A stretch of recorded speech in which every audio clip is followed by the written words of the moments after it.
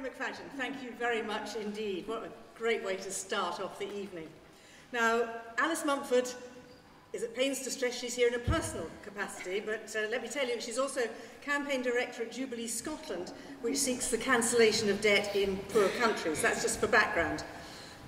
If anyone fears that independence is a road to parochialism, then I'm sure Alice will dispel that one pretty quickly. She also brings to the debate her own English and Welsh, especially the Welsh heritage, and can address any lingering doubts that English and Welsh people living here might have about voting yes. I've had people come up to me and say, well, obviously I'm voting no because I'm English. Anyway, please welcome Alice Mumford.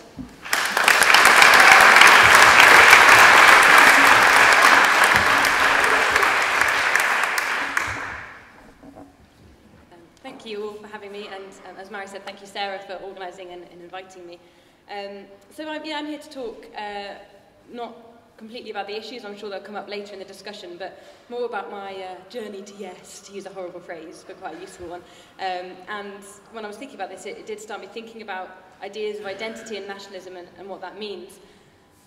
So I was born in England to Welsh parents, and I was most definitely Welsh. I became more Welsh when the rugby was on, if someone called me a sheepshagger, or worst of all, if someone called me English.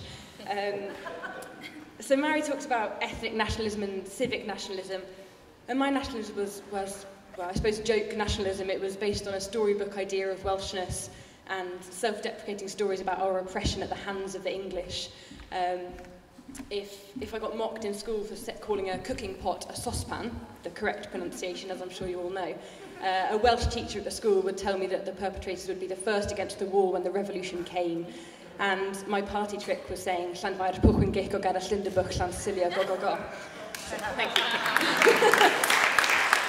And then I went to university in Cardiff, and I learnt more about the history of Wales and well, really the history of anywhere north of Bristol, about the attempts to stamp out culture and language, and about the devastation caused to industry by Westminster politics.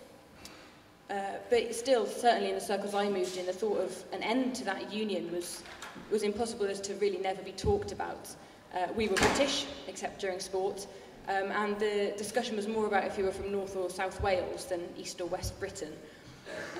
I knew a lot of people that voted Plaid Cymru, but I think it was in the way a lot of people voted SNP in 2011.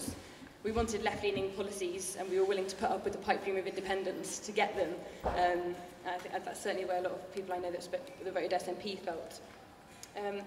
And then I moved up to Scotland 4 years ago, and was obviously instantly in a socialist utopia, with Marxist pub crawls, battered Mars bars for all. And so, of course I'm joking, but Scotland did feel different.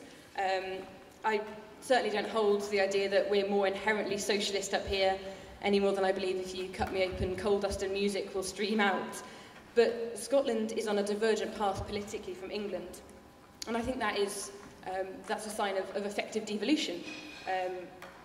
It shows me how well that's worked. And of course, Wales has a devolved assembly as well.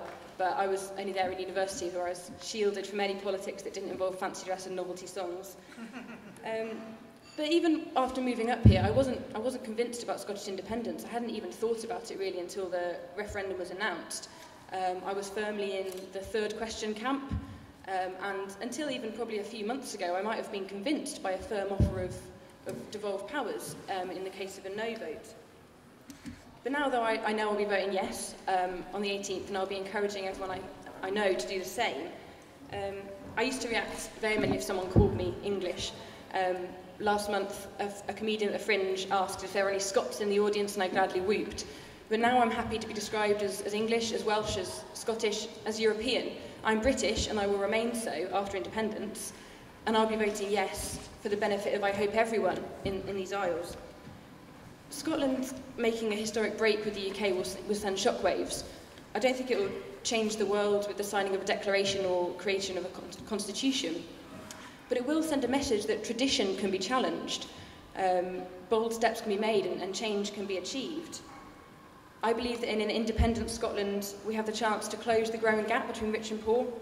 We can be a force for good in the world, offering support and partnership rather than arms sales and dodgy loans.